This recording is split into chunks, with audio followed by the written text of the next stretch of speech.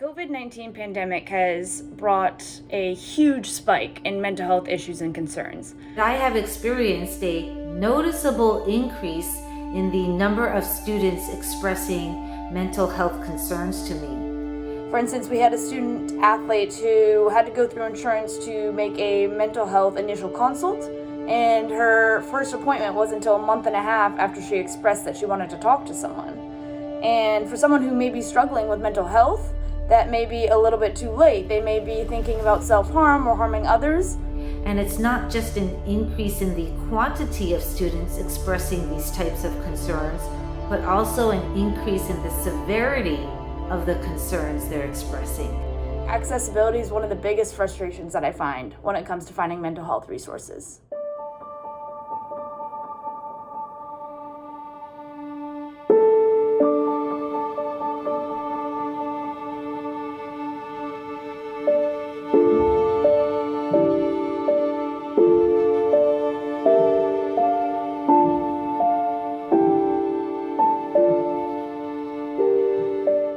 A student was having a breakdown during class time. I took the student to the side. I was shocked at the level of hopelessness and despair the student expressed to me. From that point, I was able to make referrals and also file a report on maxing it. I wanted to say all the right things and give them as much help as I could, but I felt very ill-equipped as a biology professor to help the student and provide them with the proper guidance and resources that they needed. When some people may not have that access and may not have someone to acknowledge that this is normal. It's normal to feel like this. It's normal to have these challenges.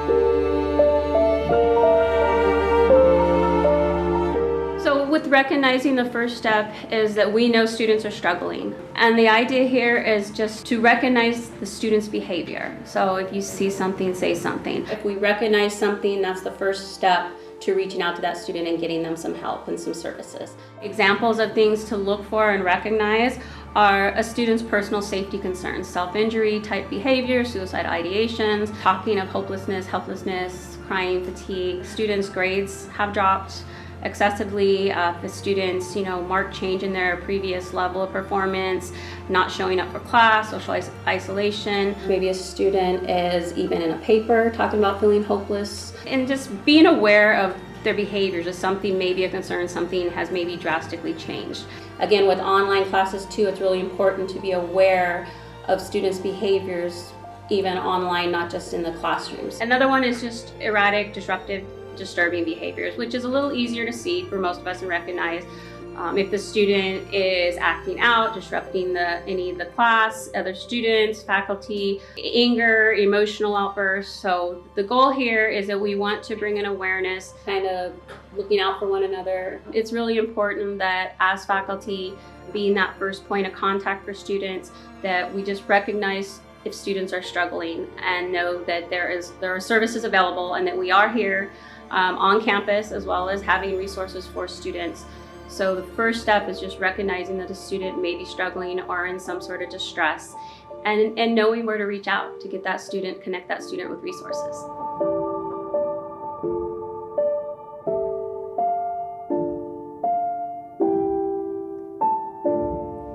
When students are depressed, when they're facing mental health concerns or relationship problems, fear may be their biggest enemy.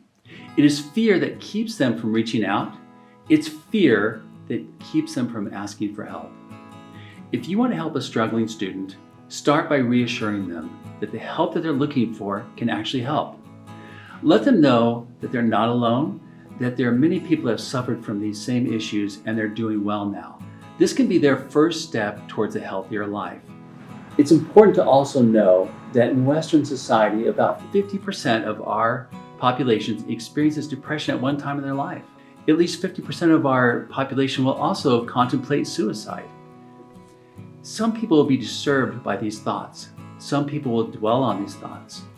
According to our 2019 National College Health Assessment, about 60% of our students felt that they were feeling hopeless in the last 12 months, and about 43% felt that they were so depressed that they couldn't continue, and about 61% of them were overwhelmed with anxiety.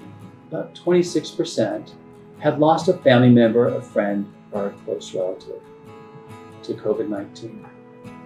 It's important for us to remember that struggling is a part of the human condition, but good mental health, contributing to the community, and prosperity are also a human experience. Students need to take the first step, and they can use your direction. Our College Health Center provides effective behavioral health services designed to help the students succeed. We provide cognitive behavioral therapy, known as CBT. CBT is widely considered one of the most effective treatments for fast recovery from depression, for anxiety, and many other mental health disorders. Our health centers also provide strength-oriented therapy, solution-focused therapy, and problem-centered therapy. Now, some individuals may benefit from medication intervention, but our mental health centers do not provide this. Our staff can help students connect with a psychiatrist under their insurance plan or through other community organizations. Students don't have to struggle alone. Recognize when students are struggling, reassure them that help can make a difference. As a staff member, as an educator, one of the best things you can do to reassure your student is to get to know your health center providers and staff.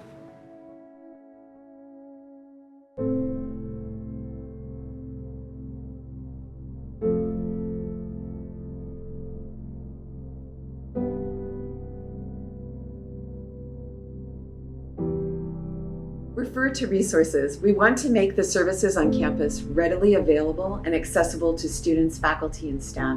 Rad Care will roll out Rad Care cards in different departments and service areas around campus. And Rad Care stickers will be placed in bathroom stalls throughout the campus.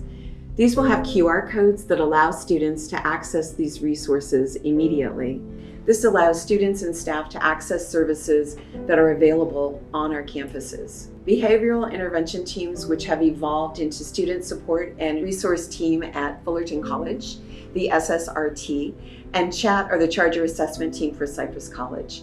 This is a tool for students, staff, and faculty to report any behavior that is concerning. These teams meet weekly during the school year and are composed of key campus members to reach out to students and make sure they have the resources they need, often involving food insecurity, housing insecurity, mental health challenges, etc. It's not part of your educational record. It is simply to recognize and connect students to resources. Our chat and SSRT sites and to make a report in Maxian can be accessed using the college websites. Cypress College also uses our Connect to Cypress app.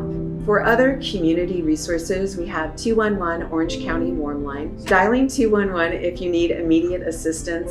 It contacts you to a live, highly trained information and referral specialist who will help you navigate through your situation by assessing your needs and then matching you to the most appropriate resources. Assistance is confidential and is offered in more than 170 languages. The mission of 211 Orange County is to help people by eliminating barriers to finding help and accessing social services in Orange County. There's also the NAMI Warm Line. It's similar to hotlines, but they are led by peer-run phone lines that connect callers to clinically supervised and trained mental health advocates, including social workers who provide emotional support. 988 is the new national mental health crisis number that went into effect July of 2022. It is a suicide and crisis lifeline. It offers 24/7 call, text, and chat access to trained crisis counselors who can help people experiencing suicide, substance use, and/or mental health crisis. It provides someone to talk to. Crisis text lines are another resource that provides 24/7 high-quality text-based mental health support and crisis intervention by empowering a community of trained volunteers to support people in their moments of need. The goal of crisis text lines is to de-escalate the situation and work with the texter to identify best options for seeking help locally.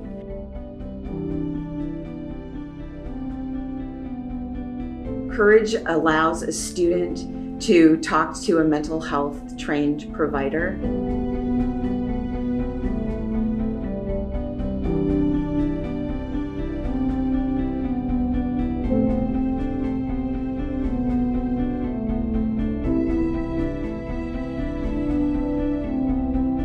Of the top issues the texters had, anxiety, stress, 54%, relationship, 38%, depression and sadness, 32%. Mental health hotlines refer to no-cost telephone numbers that may be used and dedicated to a specific purpose.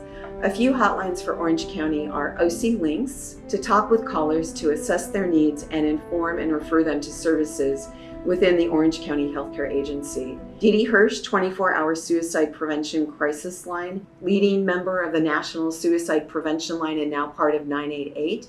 If you have any questions, please call the Health Center at Fullerton College or Cypress College so we can help you. My suggestion, if a student is in crisis in the moment, please walk them to the Health Center for assistance. Don't leave them alone and expect them to make it to the Health Center on their own.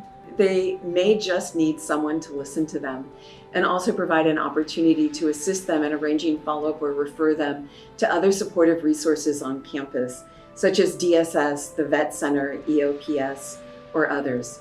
The crisis of today may not be a crisis in a few days, but if what caused the crisis is unresolved, it will continue to be a stressor for that student.